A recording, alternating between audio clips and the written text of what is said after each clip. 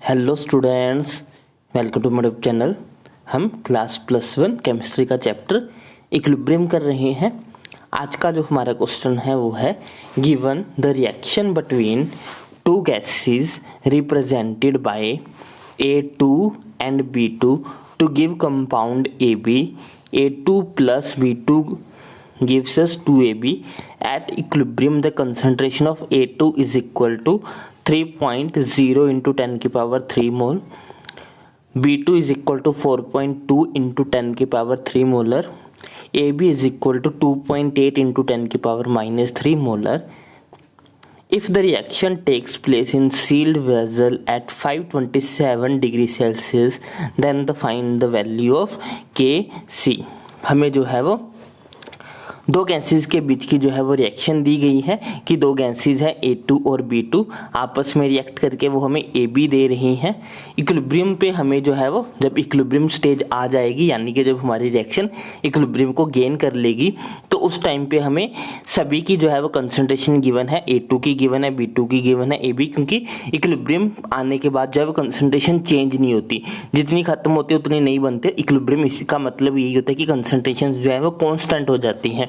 तो हमें जो है वो तीनों की कंसंट्रेशन गिवन है इक्विलिब्रियम के ऊपर। हमें जो है वो इक्विलिब्रियम कांस्टेंट यानी कि कैसे फाइंड आउट करना है। पहले तो हम इक्विलिब्रियम कांस्टेंट का एक्सप्रेशन लिखते हैं।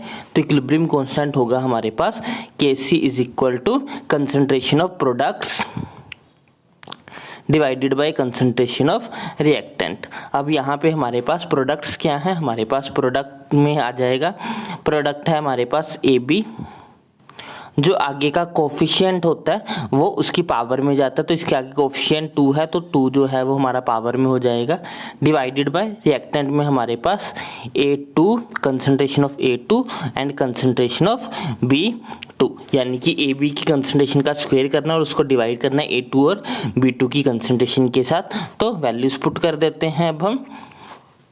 तो Kc इज इक्वल टू क्या होगा, AB की कंसंट्रेशन क्या है इक्विलिब्रियम के ऊपर, वो है 2.8 इंटू 10 की पावर -3, इसका स्क्वायर करना है, डिवाइडेड बाय नीचे है हमारे पास A2 की कंसंट्रेशन हो जाएगी 3 इंटू 10 की पावर -3 और B2 की हो जाएगी 4.2 इंटू 10 की पावर -3।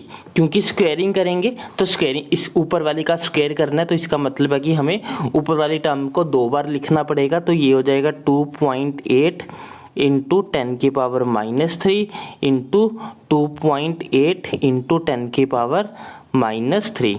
डिवाइड में हमारे पास ये वाला एक्सप्रेशन फिर से आ जाएगा, 3 इंटू 10 की पावर -3 मल्टीप्लाइड बाय 4.2 इंटू 10 की पावर -3।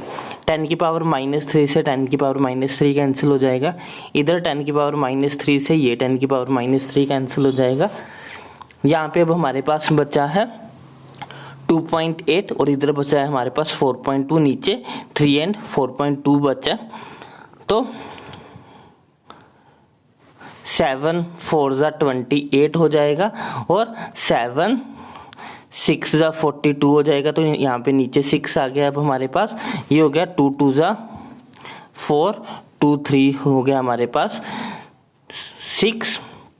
अब ये कौन से टेबल पे कट रहा है, नीचे है, ऊपर हो गया हमारे पास 2.8 इंटू 2 बचा, नीचे 3 इंटू 3 बचा, यानी कि हमारे पास अब बचा हुआ एक्सप्रेशन 2.8 मल्टीप्लाइड बाय 2, नीचे 3 इंटू 3 9 बचा हुआ है। तो अब अगर हम इसको सॉल्व करें तो ये हमारे पास हो जाएगा 2.8 को अगर हम 9 से मल्टीप्लाई करेंगे तो अप्रोक्सीमेटली 3 के आसपास जो है वो इसका आंसर होगा। अप्रोक्सीमेटली 0.3 के आसपास इसका जो है वो आंसर होगा हमारा। उसको अगर हम 2 से मल्टीप्लाई करेंगे तो 6.6 के आसपास जो है वो हमारा आंसर होगा, 0.6, जो कि ऑप्शन सी में है।